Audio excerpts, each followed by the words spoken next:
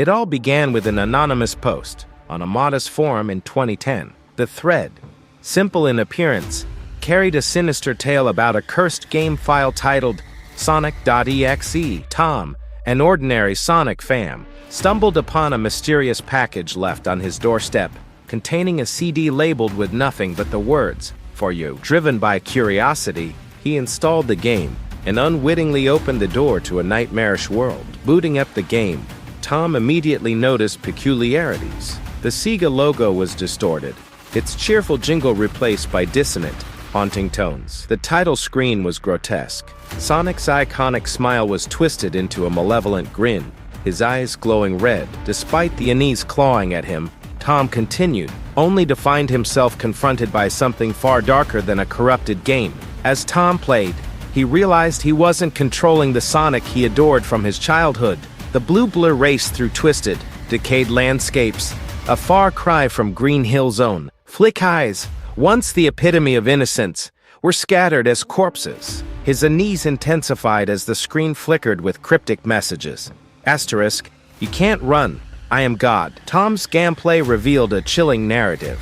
The Sonic.EXE entity fed on despair, luring unsuspecting players into its world and trapping their souls. Its victims, including Tails, Knuckles, and Robotnik, appeared mutilated in eerie cutscenes, pleading with Tom to stop, but he couldn't. Something compelled him to see it through. Beyond the screen, strange things began happening in Tom's real life. His room turned unnervingly cold, and whispers echoed in the darkness. The game seemed to be watching him, reacting to his every move. Once mundane objects in his room, like his Sonic figurines, appeared grotesquely altered. Paranoia gripped him. The game's malevolent force had a backstory. In its corrupted cutscenes, Tom uncovered fragmented hints. Sonic.EXE was born from the anguish of a forgotten coder, betrayed by his colleagues and consumed by his own obsession. In his quest for vengeance, he infused his soul into the game, turning it into a conduit of darkness. Tom realized the story wasn't just about Sonic.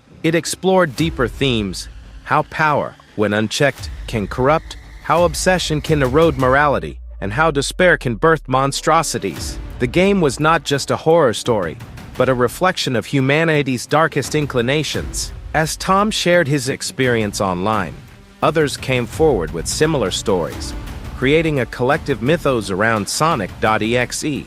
The Creepypasta sparked fascination, spawning fan art, videos, and remakes. Yet, it also drew criticism for glamorizing darkness and trivializing mental health issues. The growing popularity of Sonic.EXE wasn't without controversy. Critics accused its creators of exploiting fear for attention, while others decried its portrayal of violence. These debates deepened the narrative's impact, turning Sonic.EXE into a cultural phenomenon. Years after Tom's ordeal, hackers uncovered hidden files within the Sonic.EXE game. These files revealed the coder's name and his descent into madness. It was a chilling reminder of how desperation and pain can manifest into monstrous creations. Tom's story raised a haunting question: was Sonic.EXE pure evil, or was it a cry for help from a tortured soul? This moral ambiguity deepened its intrigue, forcing players to confront the fine line between victim and villain. In an attempt to break the cycle,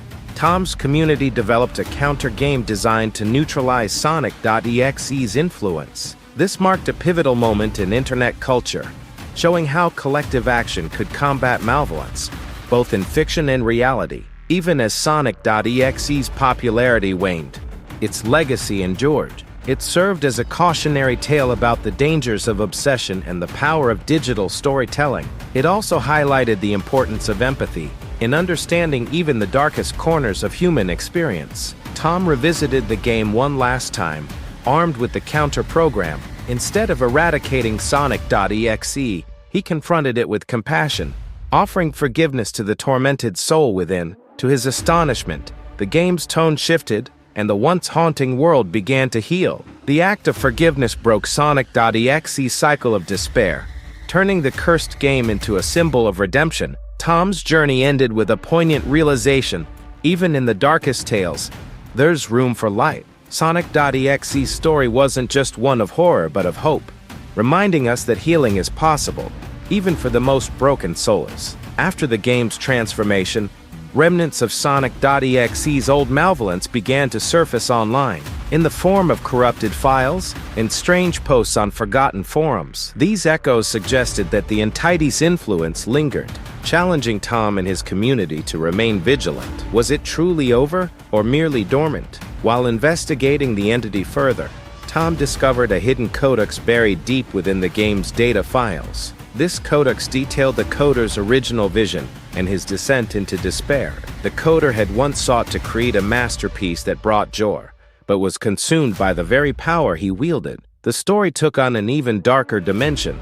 As Tom realized the game was a mirror of human frailty, Tom and his team's efforts to neutralize the remaining fragments of Sonic.exe led them to create an advanced AI designed to counteract its influence. However, during its development, the eye began to display strange behavior, as if it had become aware of the entity's presence. The line between the digital and the real began to blur. In a climactic battle, the eye faced off against the remnants of Sonic.exe within the game's code. This showdown revealed a shocking twist.